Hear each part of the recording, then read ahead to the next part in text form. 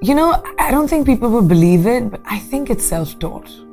I don't think confidence is something that you are born with. I don't think confidence it's a skill set. And I had no confidence growing up. As a child, I had very low self-esteem. I was gawky as a teenager. I lived in America. I was made to feel conscious about the fact that I was Indian. That was weird at that time. And not by everyone, but just by like a few bullies in school that hated me. And high school's hard for everyone. But so I was in a very weird sort of teenage place. And when Miss India happened, I'm inherently competitive.